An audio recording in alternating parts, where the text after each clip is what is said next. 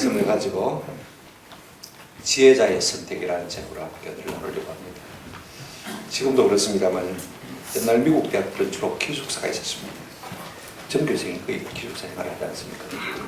제가 신학교 다닐 때도 기숙사 생활을 했습니다만 그래 방학을 마치고 개학을 하게 되었으면 제일 관건이 누가 빨리 가서 좋은 방을 취하느냐, 이것이 제일 관건이었습니다. 서로 방을 배정받는데 서로가 좋은 방에 가려고 합니다. 같은 기수라도요, 양치가 있고 음치가 있습니다. 똑같은 방인데도 그죠? 어떤 방은 계단 밑에 있고 어떤 방은 또 화장실 옆에 있어가지고 냄새가 나기도 하고 그죠? 그래서 똑같은 방이지만 좋은 방도 있고 별로 좋지 못한 방도 있습니다. 누가 좋은 방을 선택하는 우선권이 있느냐면 두 가지 조건이 있습니다. 하나는 먼저 온 순서대로 좋은 방을 빌려받게 되었습니다. 그 다음에 이제 또 다른 하나는 상급생이죠. 당연히 우리가 잘 알고 있지 않습니까? 그런데 미국의 한 프리스턴 대학의 말입니다. 한 학생이 기숙사에 일찍도 오고 상급생입니다.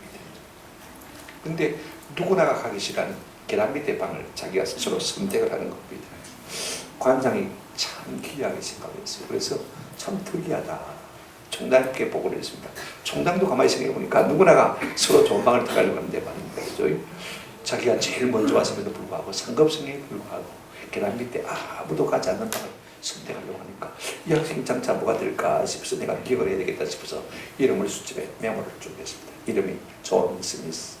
간단하게 말하면 그가요, 이 프린스턴 대학의 최연소 총장이 되진 사람입니다. 여러분 한번 존 스미스 한번 쳐보시길 바랍니다. 이처럼요, 작은 선택이 인생을 많이 좌우하는 것을 볼 수가 있습니다. 흔히 광고 카피라이터처럼 그죠? 순간의 선택이 몇 년을 좌우한다고요? 10년을 좌우한다. 그런데 실제로는 어떤 것들은요, 영혼을 좌우하는 그런 경향이 참 많이 있는 것을 우리가 볼 수가 있습니다. 어쨌든 동물에게는 선택권이 없습니다. 그죠? 그저 본능에 이끌릴 뿐인 것입니다. 그러나 사람만이 스스로 선택합니다. 특권이지. 하나님이 우리 인생을 지으시고 동산 한중앙에 선악을 알게 하는 나무 선악과를 딱 만드시고 거기 두시고 우리 인생들에게 뭐라고 말씀하셨냐면 이렇게 말씀하셨습니다.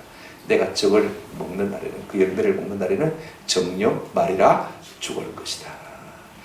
우리가 이 말씀을 가만히 새겨서 깊이 생각해 보면 어떤 의미가 들어있냐면 살든지 죽든지 네가 결정해라. 여기에 삶의 길이 있고 여기에 죽음의 길이 있다. 스스로 선택하라. 그런 말로 들리는 것입니다. 이처럼 하나님은요, 우리에게 엄청난 선택권을 주셨습니다. 이걸 우리가 신학적으로 free will, 자유의지라고 말하지 않습니까? 그렇다면 오늘 우리가 무엇을 어떻게 선택하는 것이 지혜인지 몇 가지로 우리가 세 가지 정도 생각할 수 있겠습니다만은요, 오늘 본문을 따라서 한번 생각해 봤으면 참 좋겠다 싶습니다. 첫 번째로 우리가 뭘 선택하는 것이 지혜냐면요, 수많은 재물보다도 한번 따라합시다. 명예를 선택하는 것이 지혜입니다. 자, 1절 말씀 보시기 바랍니다. 많은 재물보다 뭘 택할 것이요? 명예를 택할 것이요. 그 다음에 은이나 금보다 은총을 더욱 택할 것이니라. 여러분 참 좋은 말이죠. 그죠? 누가 뭐 틀렸다 그렇게 말할 사람이 아무도 없을 것입니다. 이 말씀을 가지고 시비 걸 사람이 아무도 없을 거예요. 그죠? 자, 보십시오. 뭐라고 했습니까? 많은 재물보다 뭘 택할 것이요? 명예를 택할 것이요. 재물보다 명예가 더 중요하다는 걸 우리가 다 알고 있지 않습니까? 근데 이 말이 쉽지 않기 때문에 참 어렵습니다. 당장 눈앞에 이익을 포기하고 그죠? 멀리 있는 이익인 명예를 택하기가 참 쉽겠습니까? 한번 생각해 보십시오. 내가 형편이 좀 어렵단 말입니다. 그죠? 그럴 때 여러분 돈을 택하지 명예를 택하겠습니까? 쉬운 일이 아닙니다. 그러나 참 지혜자는 내가 비록 어려울 때라도 많은 재물보다 뭘 택한다고요? 명예를 먼저 택하는 사람이다. 이렇게 말하고 있는 것을 볼 수가 있습니다. 그런데 이 말씀을 2절과 같이 연결해서 생각해 보면요, 상당히 조금 고민이 되었습니다. 2절 말씀에 뭐라고 말하고 있냐면 이렇게 말하고 있습니다. 가난한 자와 부한 자가 함께 살거니와 그 모두를 지으시는 여호와시니라. 우리 주변에 가난한 사람도 있고 부한 사람도 있습니다. 그죠? 그런데 그 모두를 지으신 분이 누구시라고요? 하나님이시라고 했습니다. 무슨 말이냐면 내 주변에 가난한 사람도 있고 부유한 사람도 있는데 하필이면 내 주변에 그 가난한 사람을 두시고 부유한 사람을 두신 것은 하나님이시다. 하나님의 뜻에 따라서 내 주변에 가난한 사람도 있고 부한 사람도 있다. 그 말씀인 것입니다.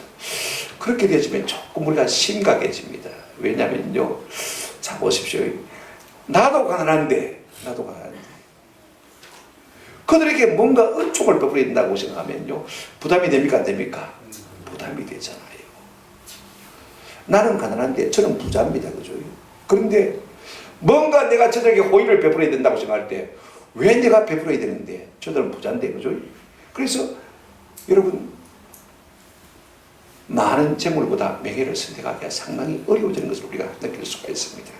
오늘 본문을 한번 다시 깊이 생각해 보십시오. 한번 따라 하실까요? 많은 재물보다 명예를 선택하는 것이 지혜입니다. 내가 넉넉하면요, 자신이 넉넉하면 얼마든지 우리가 다른 사람에게도 여유가 있습니다. 그런데 내가 넉넉하지 못하면 여러분, 많은 재물보다 명예를 선택하기가 실제로 어려운 것입니다. 그럴 형편이 되지 않을 때도요, 그럼에도 불구하고 명예를 먼저 선택하는 것이 뭐라고요? 지혜인 것을 우리가 꼭 기억할 필요가 있습니다. 여러분, 지혜자는요, 많은 은금보다 은총을 선택한다는 사실을 살펴보십시다. 1절 하반절 보시기 바랍니다. 은이나 금보다 은총을 더욱 말 것이니라 택할 것이니라. 우리가 10편이나 자문서를 보게 되어지면 자꾸 반복합니다. 반복은 뭐냐면 계속해서 의미를 강조하는 것이죠. 이제 오늘 본문을 보시면 이렇게 말하고 있습니다. 많은 재물보다 명예를 말할 것이요 택할 것이요, 은이나 금보다 더욱 은총을 말할 것이니라 택할 것이니라. 똑같은 말인데 반복합니다. 근데 반복하면서요, 그 말씀이 더욱더 정밀해지고 완전해지는 것을 볼 수가 있습니다. 단순히 반복만 하는 것이 아니라 점점적으로 더 강조하고 있는 것을 볼 수가 있습니다. 완성도가 그만큼 높아진다, 그 말씀이 있죠. 여러분, 우리가 한번 생각해 보십시다. 명예가 어디서 나옵니까? 아무나 명예를 얻을 수 있습니까? 한번 생각해 보세요. 여러분, 명예를 얻는다는 것은 쉬운 게 아닙니다. 그만큼 수고로움이 들어야 됩니다. 맞습니까? 헌신이 들어야 합니다. 희생이 들어야 합니다. 그죠? 그렇지 않습니까? 내 것을 손해본 사람이라야 우리가 명예를 얻을 수 있는 것입니다. 가만히 앉아서 고생 안 하고 수고 안 하고 헌신 안 하고 손해 안 보고 명예를 얻을 수 있는 사람은 이 세상에 아무도 없는 것입니다. 여러분, 가난한 사람이 내 주변에 있습니다. 우리가 은총을 받는다고 생각하면 다 기분 좋지만은요, 내가 그들에게 뭔가 호의를 베풀어야 된다고 생각하면 내가 안타까운 사람이 있습니까? 그죠? 그러니까 당장에 내가 손해본단 말입니다. 그러면 어떻게 합니까? 주면 참 내가 명예를 얻을 수 있고 호의를 베풀면 이것이 참 지혜로운 선택임을 알면서도 당장에 뭐합니까? 내 것이 아까워서 주지 못하는 경우가 참 많이 있습니다. 이 말을 우리가 압니다만은요, 이 말을 실천하기가 상당히 어려운 것입니다. 그러나 실천하기 어렵다고 해서 우리가 그렇게 살지 아니하면요, 지혜로운 선택자가 될 수 없는 줄로 믿습니다. 점점 우리가 지혜자가 되는 것은 내가 형편이 어렵지만 그럼에도 불구하고 이것이 지혜자가 되는 길이기 때문에 내가 지혜를 선택하고 싶기 때문에 그것을 선택하는 것이 참 중요합니다.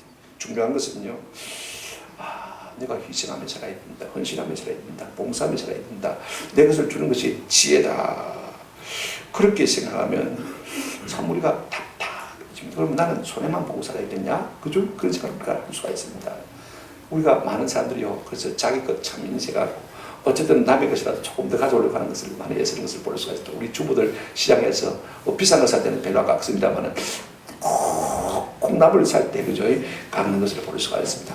어떤 교회 젊은 목사님 부부가 부임을 했습니다. 첫 설교를 했어요. 설교를 하고 이제 첫 부임을 했으니까 인사를 했지 않습니까? 그죠? 그 다음날 이제 이 사모님이 시장에 가서 콩나물을 삽니다. 콩나물 2,000원 줘주세요. 그랬는데요, 이 할머니가 콩나물을 참 많이 주는 겁니다. 근데 습관적으로 입에 뭐가 더 있습니까? 좀 더 주세요. 좀 더 주세요. 그래, 습관적으로 많이 준다 싶으면서 습관적으로 좀 더 주세요. 그랬더니 이 할머니가 하시는 말씀이 탁 이 말씀하십니다. 사모님 많이 드리세요. 그럽니다. 여러분 한번 생각해 보십시오. 자기는 어제 부임해가지고 교인들 압니까 모릅니까? 잘 모르거든요. 근데 인사를 했으니까 그 교인은 압니다. 그죠? 그러니까 지금 이 콩나물 장사하는 분이 누굽니까? 자기 교인입니다. 사모님 많이 드렸어요. 얼마나 부끄러운지 시장 바구니를 들고 그냥 놔두고 그냥 집으로 도망을 치는 그런 이야기를 제가 들은 적이 있습니다. 여러분, 우리가 자기 것 다 아낍니다만요, 그러나 그렇게 하고서는 우리가 명예를 얻을 수가 없습니다. 진짜 중요한 것은 명예지 않습니까? 남들에게 호의를 베푸는 것 어려운 일입니다만은요, 우리 주님이 그런 삶을 사셨습니다. 고린도후서 8장 9절에 보면 우리 주 예수 그리스도의 은혜를 너희가 알거니와 부요하신 이로써 너희를 위하여 가난하게 되시면 그의 가난으로 말미암아 너희를 부요하게 하려 하심이라. 우리 주님 하나님이시면 그죠? 모든 것의 주인이시지만은 하나님 되심을 비우시고 이 땅에 오셔서 우리에게 은혜를 베푸시고 우리에게 모든 것을 주시기 위해서 자신을 드리지 않습니까? 그죠? 희생하시지 않습니까? 그래서 우리를 부유하게 하실 분입니다. 그래서 오늘날까지 우리 예수 그리스도의 이름이 우리 가운데서 뭘 받습니까? 존귀를 받고 영광을 받으시는 것을 우리가 볼 수가 있습니다. 이렇게 살려고 그러면요, 우리가 봉입니까? 하고 골매 소리가 나올 수가 있습니다. 왜 우리만 날마다 손해를 봐야 되는데요? 왜 예수 믿는 사람이 복입니까? 자꾸 그런 분들 하는 분들, 그런 소리를 하는 분들 있을 수가 있습니다만 한 말씀 드리겠습니다. 우리가 만나는 상대가요, 가난하든 부하든 우리가 늘 명예와 은총을 택하기로 딱 결단하고요, 그렇게 살면요, 반드시 하는 것을 그게 갚아주시는 것이 있습니다. 손해보라고 하는 것이 아닙니다. 여러분, 우리가 같은 자문을 읽었으니까 같은 자문에 한번 찾아보시면 19장 17절 말씀입니다. 성경 구절이 나오면 좋겠는데 한번 보여주십시오. 한번 같이 읽어보실까요? 시작. 가난한 자를 불쌍히 여기는 것은 여호와께 구워드리는 것은 그의 승리를 그에게 하십니다. 여러분, 우리가 많은 물질보다도 명예를 구하고요, 자꾸 가난한 사람이나 부유한 사람에게나 우리의 것을 나누게 되어지면요, 이것은 어떤 결과가 되느냐면 하나님께 많은 것이 된다고 했습니까? 구워주는 것, 하나님께 빌려주는 것입니다. 근데 하나님은 참 좋으신 분인데, 그죠? 빌려주면 온 것만 갚아주실까요? 이자도 채워서 주실까요? 이자도 채워주십니다. 많은 사람들이 이 구절을 갖다가 이 OMF 성대를 창설한 이 허드슨 테일러의 구절이라 이렇게 별명을 지어서 부르는 것을 볼 수가 있습니다. 한 번은 이 허드슨 테일러라는 분이 영국에서 목회를 하다가 말입니다, 그날따라 사례를 받았어요. 근데 사례를 갖다가 이렇게 잔돈하고 쭉 받았으면 좋은데 금화 딱 하나로 받았습니다. 요즘으로 말하면 300만 원짜리 수표 하나 받았단 말이죠, 그죠? 그리고 이제 돌아오면서 가라는 교인 가정을 실망을 합니다. 가보니까 생각보다도 그 교인이 당하는 고통이 너무 힘듭니다. 아이 4명인데 젖달라고 먹을 것 없으니까 말입니다, 나오지도 않는 짓에 달라붙어가지고 젖달라고 울고 불고 있죠. 그 어머니의 피골이 상태돼가지고 어쩔 줄을 모르고 있습니다. 아마 내일이면 쓰러질 것 같은 느낌이 됩니다. 위에서 기도를 하긴 합니다만은요, 마음속에 자꾸 성령께서 감동하십니다. 네가 그 살해받은 거 있지 않냐, 그걸 주지 않고 네가 어떻게 가려고 하느냐. 하나님, 내가 이거 주버리면 내가 한 달 동안 뭐 먹고 삽니까? 마음에 갈등합니다. 기도를 하지만, 말씀을 전하고 위로를 하지만 자꾸 성령님이 말씀하시는 거예요. 성령님이 자꾸 말씀하시니까 어떻게 할 수가 있습니까? 요즘같이 뭐 현금을 받아가지고 5만원짜리 뭐 10만원짜리가 이렇게 섞여서 있다면 그 중에 일부를 떼주고 오면 좋겠는데 300만원짜리 수표로 줬으니까 어떻게 할 수가 없잖아요. 그래서 그냥 던져주고 왔습니다. 그리고는 와서 침상맡에 앉아서 기도합니다. 하나님, 가난한 자에게 주는 것은 구워주는 것이라고 말씀하셨죠. 오늘 이거 주고 나면 얘가 당장에 내일 먹을 것이 없습니다. 한 달 동안 굶어야 됩니다. 하나님, 속기 좀 갚아주십시오. 그리고 기도를 하고 잤어요. 다음날 아침에 전신안으로요, 자기가 준 돈의 2배가 딱 왔습니다. 목사님이 어려우실 것 같아서 아무래도 제가 마음의 감동을 받고 보내는 것이 목사님이 사용하십시오. 여러분, 그래서 하루 만에 몇 배가 됐습니까? 2배가 됐습니다. 아멘? 여러분, 우리가 손해보는 것이 아닙니다.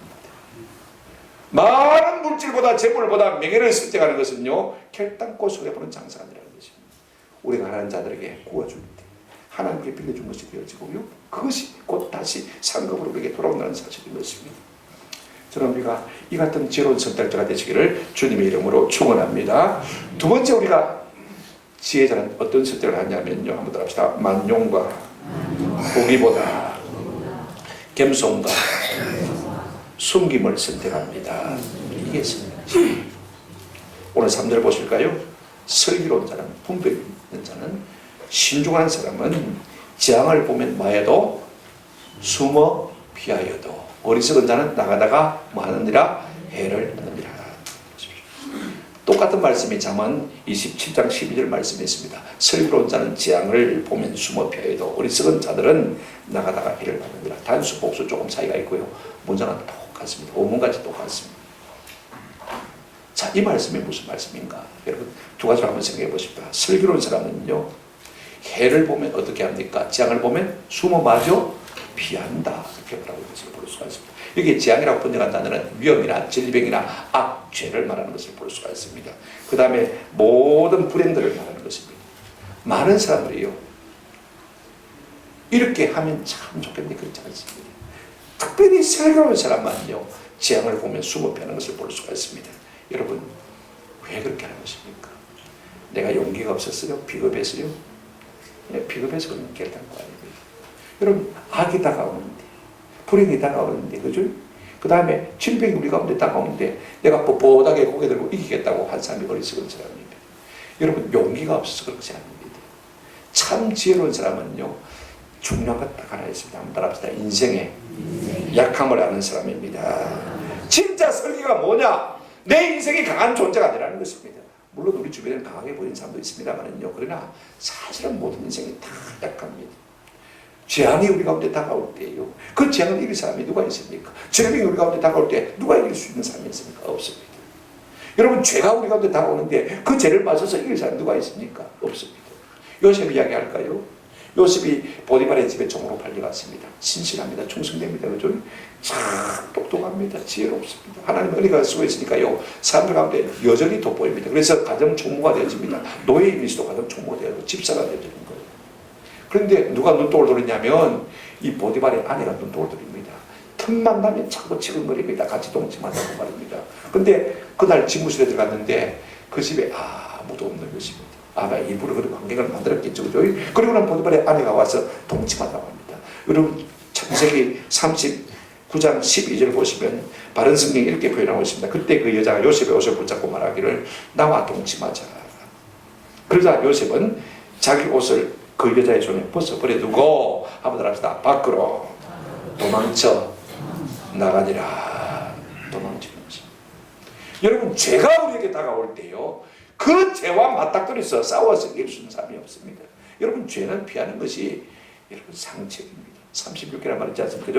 손자병법에도 그런 말이 있다는 걸 우리가 잘 알고 있습니다. 문제는 뭐냐면요, 그러면 피하러 도망가면 피할 데가 있느냐 하는 것이 문제입니다. 그렇죠?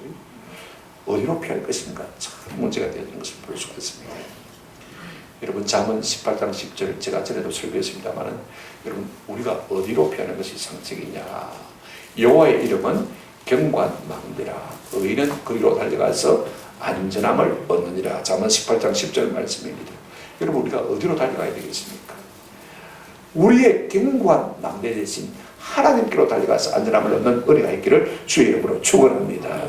여러분, 다윗이 명예를 얻습니다. 영웅이 되지 않습니까? 그러니까 그의 선왕인 사울이 그를 시기하고 질투해서 죽이려고 합니다. 2번이나 창을 던져서 죽이려고 합니다. 용케 피했습니다. 그죠? 이제는 더 이상 견딜 수 없게 된 것을 안 이 다윗이 어디로 도망갑니까? 저 사무엘 신자가 살고 있는 라마 나요스로 도망가는 것을 볼 수가 있습니다. 왜? 하나님의 이름이 거기에 있기 때문에. 그죠? 그렇게 피하는 것을 볼 수가 있습니다. 다윗이 나중에 10편 16편 1절에 보니까 이렇게 고백하고 있는 것을 볼 수가 있습니다. 하나님이여, 나를 지켜주소서. 내가 죽게 피하나이다. 하나님이여, 나를 지켜주소서. 어디로 피한다고요? 죽게 피합니다.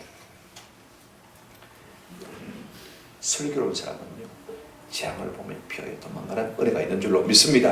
만용을 부리지 않습니다. 그런데 어리석은 사람은 어떻게 합니까? 오늘 본문을 보시기 바랍니다. 3절 하반절에 보시면 어리석은 자는 나아가다가 해를 받느니라. 그냥 나가는 것이 아니라 영에 보니까 고 keeping, 계속해서 가는 것을 볼 수가 있습니다. 왜 그렇게 겁도 없이 나가는 것입니까? 공명심 때문입니다. 공명심 때문에. 이것이 무슨 말이냐면 자기를 드러내고 싶은 것입니다. 나는 용감하다. 나는 괜찮다. 그죠? 이런 것들이요, 참 어리석은 길로 사람을 인도하는 것을 볼 수가 있습니다. 여러분, 어리석은 사람은 어떤 사람이냐면 단무지 같은 사람입니다. 단순하고 무식하고 그 다음에 조금 맞지만은 지랄 같은 사람. 그죠? 그런 사람이 바로 어리석은 사람인 것을 볼 수가 있습니다.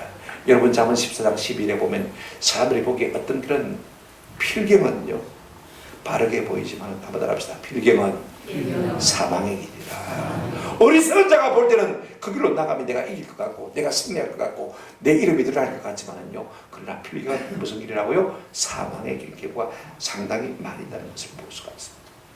그러므로 우리가요, 돌다리도 짚어도, 그죠? 압살롬이 아버지 다윗을 반역해서 반란을 일으키지 않습니까? 그죠? 자기가 왕이 되려고. 세상에 남도 아니고 누가요? 아들이 말입니다. 넷째 아들이 말입니다. 근데 성경에 보면요, 한 200명의 신하가요, 뭣도 모르고 압살롬을 따라갔다가 다윗왕을 반대하는 자리에 서고만 것을 볼 수가 있습니다. 구약 성경 사무엘하 15장 11절에 이런 말씀이 있습니다. 그때 청함을 받은 200명이 압살롬과 함께 예루살렘에서부터 헤브론으로 내려갔으니 그들은 압살롬이 꾸민 그 모든 일을 알지 못하고 그저 따라가기만 한 사람들이라. PPT를 좀 보여주시면 좋겠습니다. 여러분 한번 따라합시다. 알지 못하고 알아야 돼. 뭐 한다고 내보고 밥 먹자는지, 그죠? 나보고 만나자고 하는지 알아야 돼. 안 그러면요, 나도 모르게 그게 막게 됩니까? 악에 동참하게 되는 것입니다. 어리석은 자는 아무 생각 없이요, 내가 대단한 것처럼 생각하고 자기 이름에 공명심을 내기 위해서 여기저기 기웃 아무 곳이나 안 갈 곳, 갈 곳 없이 다 가는 것을 볼 수가 있습니다. 여러분, 이게 지혜가 아닙니다. 오늘 성경은요, 이런 사람을 두고마다 어리석은 사람이다 라고 말하고 있는 것을 볼 수가 있습니다. 여러분 3절 말씀이요, 단초라면 5절 말씀은 그 결과입니다. 5절 한번 보실까요? 같이 한번 보실까요? 시작. 패역한 자의 길이는 가시와 올무와 이끈이와 영혼을 지키는 자는 이를 멀리하느니라. 여러분, 영혼을 지키는 자는 슬기로운 사람입니다. 그죠? 그런데 어리석은 사람은요, 패역한 자와 똑같습니다. 그런 사람의 길에는요, 뭣도 모르고 공명심을 위해서 여기저기 달려다니는 사람은 어떤 사람이냐? 그 길에는 가시와 올무가 마다 있다. 평생 고생이죠. 왜 이런 차이가 생기는 것입니까? 지혜로운 사람은 인생의 연약함을 알고 조심하지만요, 어리석은 사람은 늘 자기가 잘난 줄 알고 강한 줄 알고 만용을 부리다가 고생한다는 그 말씀인 것입니다. 여러분, 인생의 총체적인 조건이 뭔지 아세요? 약함입니다. 약하지 않으면 인생이 아닙니다. 강하게 보이는 사람일수록 실제로는요, 더 약하기 때문에 그 약함을 갖다 포장하기 위해서 강한 채 하는 것에 불과한 것입니다. 여러분, 베드로전서 3장 7절에 보면 이런 말씀이 있습니다. 남편들아, 이와 같이 지식을 따라 너희 아내와 동거하고 그를 더 연약한 그릇이요, 또 더 연약한 그릇 많이 말하면 나옵니다만은요, 남편들아, 남편에게 아내를 뭐라고 표현하면 남들었다, 더 연약한 그릇, 더 연약한 그릇. 그래서 귀역이라고 말씀하고 있는 것을 볼 수가 있어요. 그러면 여러분, 남자는요, 강한 그릇입니까? 영은 그릇입니까? 보십시오. 여기에 뭐가 있습니까? 비교급이 하나 있습니다. 그죠? 어떤 그릇입니까?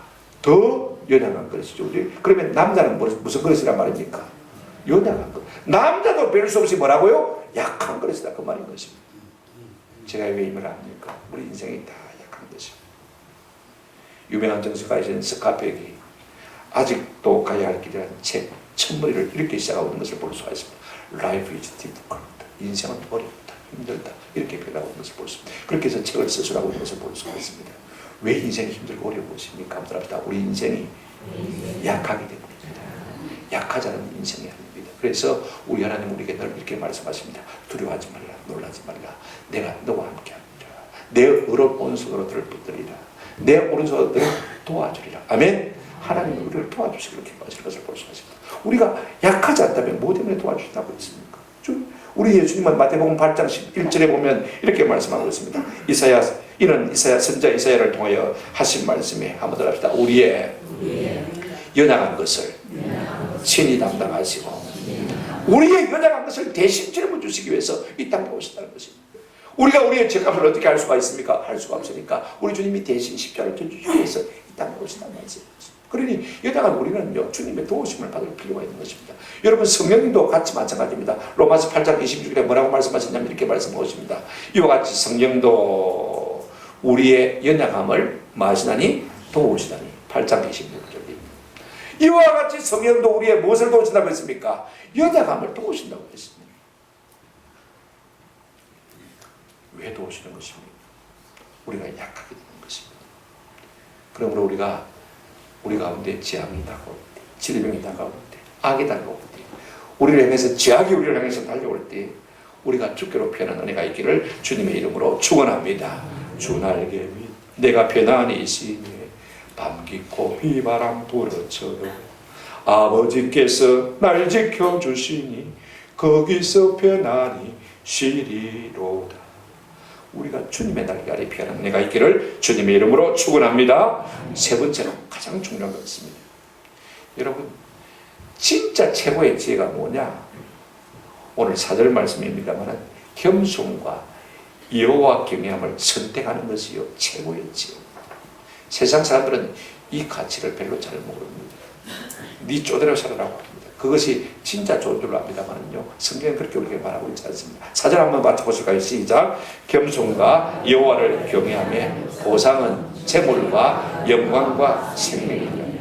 우리가 짧은 인생을 살면서 선택해야 할 가장 지루한 선택이 뭐냐, 가장 중요한 것이 뭐냐, 겸손이고 여호와를 경외하는 것입니다.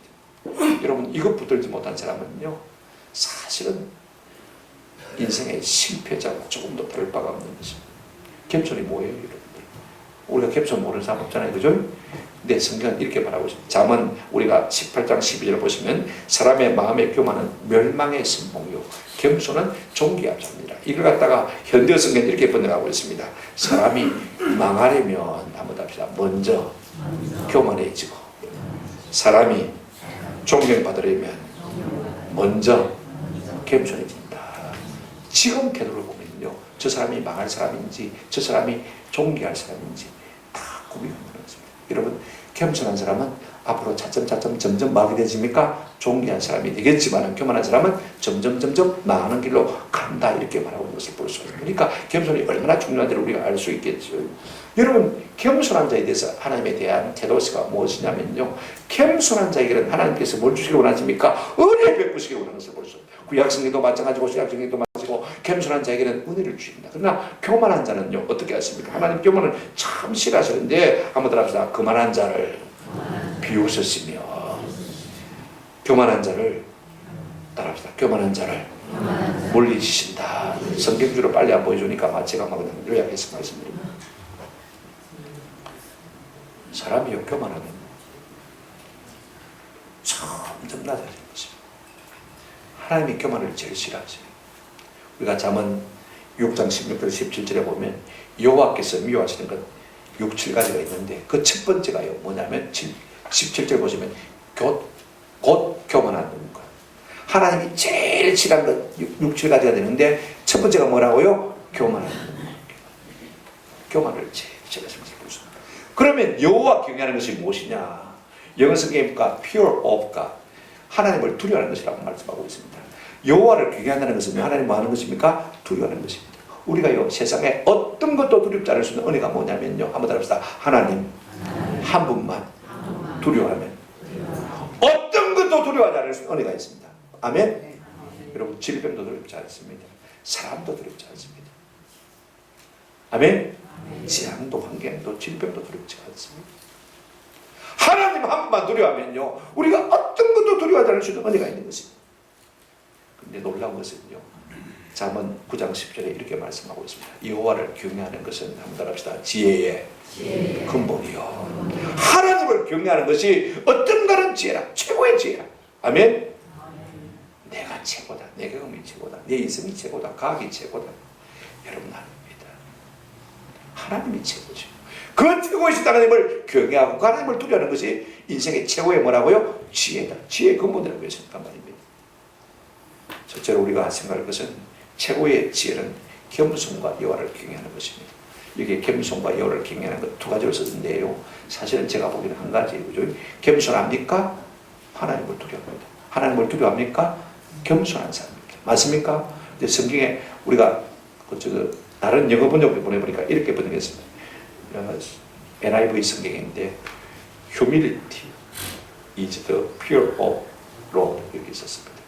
겸손은 여호와를 경외하는 것이다, 이렇게 썼습니다. 그러니까 겸손과 여호와를 경외하는 것, 이렇게 하지 않고 겸손이 곧 여호와를 경외하는 것인데, 그 보상은 재물과 영광과 뭐다? 생명이다, 이렇게 말하고 있는 것을 볼 수가 있습니다.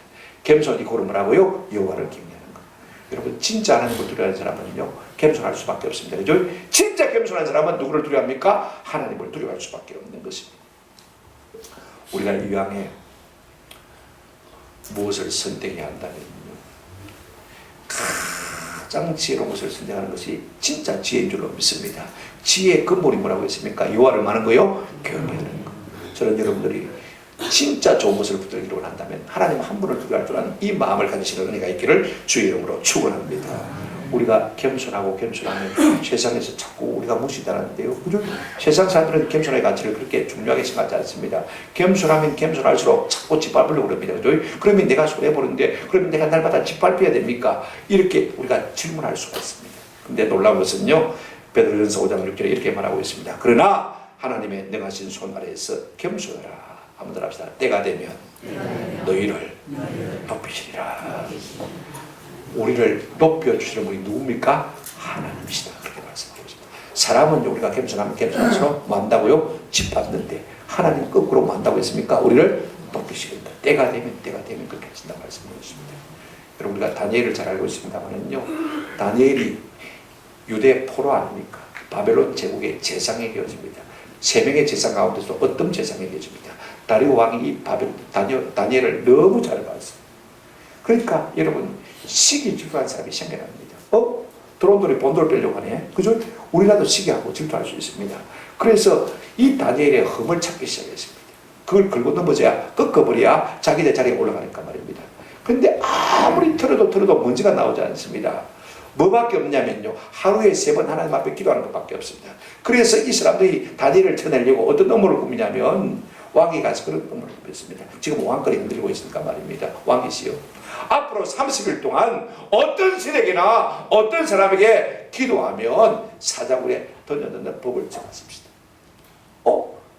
다리오 왕 생각해 보니까요, 괜찮거든요. 지금 그러잖아도 자기 왕권이 흔들리고 있는데 왕권을 묵게 하기 위해서 이 사람들이 참 충성된 마음으로 내게 이런 제안을 하는구나 싶어서 아무 생각 없이 도장을 뚝 찍었습니다. 근데 나중에 보니까요, 그게 누굽니까?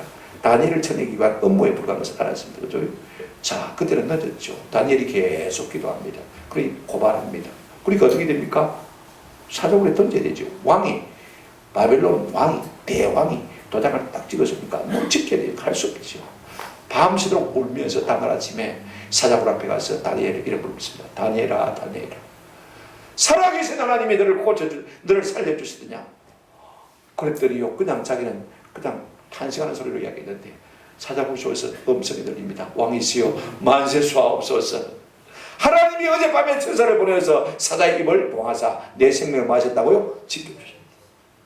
왕이 그제서야 깨닫고 다니엘을 고소한 모든 신하들과 처자식들을 다 끌고 와서 사자굴에 던졌는데, 사자들이요, 굶주렸지 않습니까? 어떻게 합니까? 그 사람들이 땅에 닿기도 전에 물어가지고 뼈까지 다 벗어들었다. 성경에 그렇게 말하고 있습니다. 그 다음에 이 다리오 왕이 다니엘을 향해서 뭐라고 했습니까? 앞으로 우리 국민 가운데 다니엘이 성령 하나님을 쓸만히 여기는 내가 그런 무대가 되게 하겠다. 하나님의 이름, 하나님께서 그를 높이시는가요? 아무도 그를 넘어들지 못한 것을 볼 수가 있습니다. 하나님을 경외하면요, 때가 되면 하나님이 높이시는 줄로 믿습니다. 하나님이 높이신 자를 사람 누가 건들지 못합니다. 믿습니까? 사람 누가 건들 수가 없습니다. 사람 누가 끌어내릴 수가 없는 것입니다.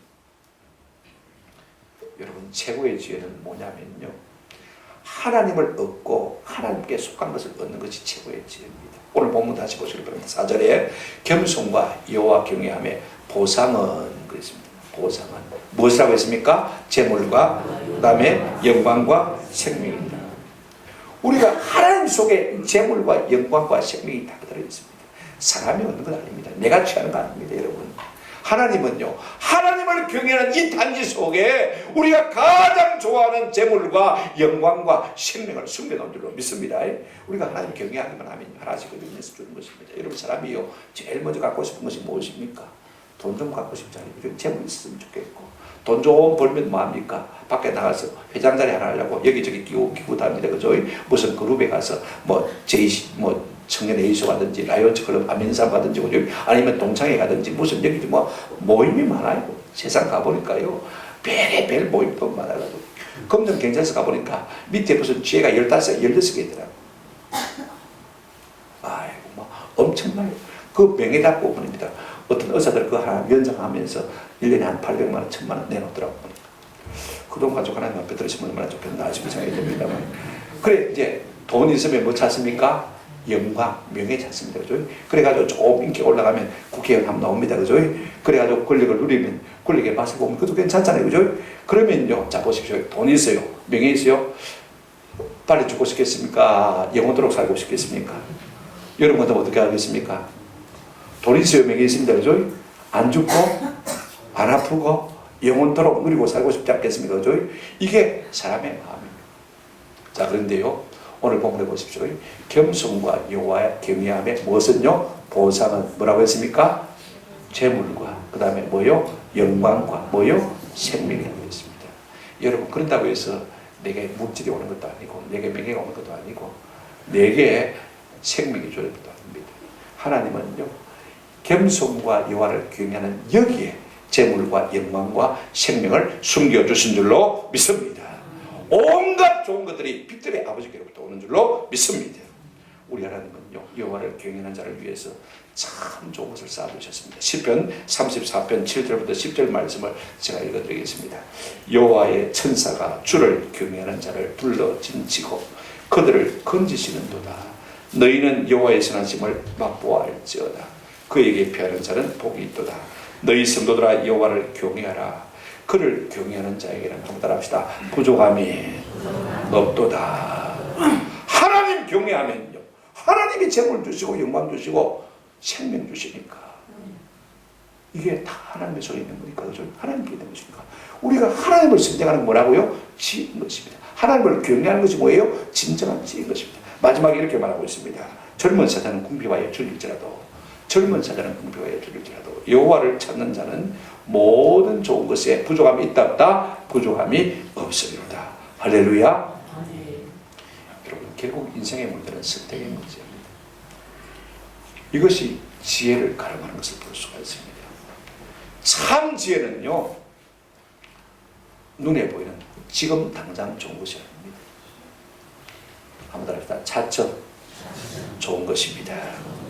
그래서 참 지혜자는 뭘 선택하냐면요, 많은 재물보다 뭘 취한다고요? 명예를 선택한다는 것입니다. 아멘. 저는 우리 모두가 이 같은 지혜자가 되기를 주의 이름으로 축원합니다. 참 지혜자는 뭘 선택하냐면요, 만용 아닙니다. 호기 아닙니다.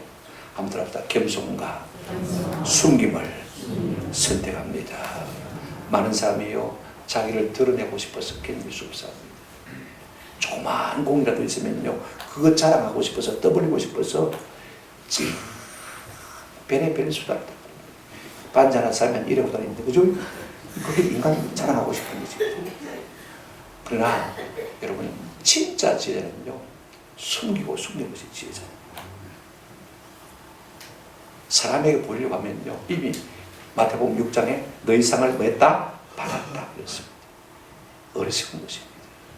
그러나 여러분, 이사야 6장에 보게 되면 하나님을 모셔서는 천사들, 스랍들은요, 날개가 6인데 그 날개의 용도가 뭐예요, 여러분? 나는 거잖아요, 그죠? 그런데 이 천사들은요, 6날개를 가지고 나는 데 사용하지 않습니다. 첫째는 날개를 둘을 가지고 얼굴을 가리고, 둘은 가지고 뭡니까? 발을 가리고, 그 다음에 두 날개로만 나는 것을 볼 수가 있습니다. 이게 천사입니다. 여러분, 만용, 호기, 지혜 아닙니다. 가리고 가리는 것이 지혜입니다. 숨고 피하는 것이 뭐라고요? 지혜입니다. 누가 천사를 닮은 사람입니까? 자기를 가릴 줄 아는 사람이 천사를 닮은 사람입니다. 이 사람이 진정한 지혜자인 줄로 믿습니다. 저는 우리가 범사에 드러내지 아니하고 만용과 호기를 부리지 아니하고 겸손과 숨김을 통해서 천사를 닮아가는 은혜가 있기를 주의 이름으로 축원합니다. 마지막으로요, 가장 중요한 거 있습니다. 여러분, 최고의 지혜는요, 무엇입니까? 겸손과 여호와를 경외하는 것입니다. 세상 사람들은 이 가치를 모릅니다. 네 입을 믿으라고 그럽니다. 그죠? 네 기분대로 살아라고 그럽니다. 그러나 진짜 지혜 중에 지혜는 여호와를 경외하는 것입니다. 아멘. 때가 되면 우리 하나님께서 너희를 반드시 마신다고요? 높이신다. 우리 예수님을 십자가에 죽으셨을 때 높이 되시고 만주의 주로 세우실 것 주님 말씀. 다니엘을 높이 되신 주님께서 오늘 우리가 진정으로 겸손할 때 높이 세워주시는 은혜가 있게 될 줄로 믿습니다.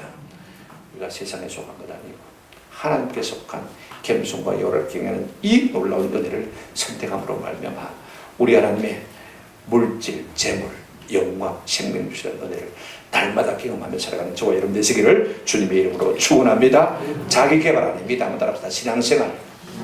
내가 아무리 나를 개발한다고 할지라도 여러분 짜봐야 별 거 없습니다. 그죠? 자기 개발 아닙니다. 신앙생활. 여호와를 경외하는 것입니다. 신앙생활 잘하시면 하나님이 돕으실 줄로 믿습니다. 아멘.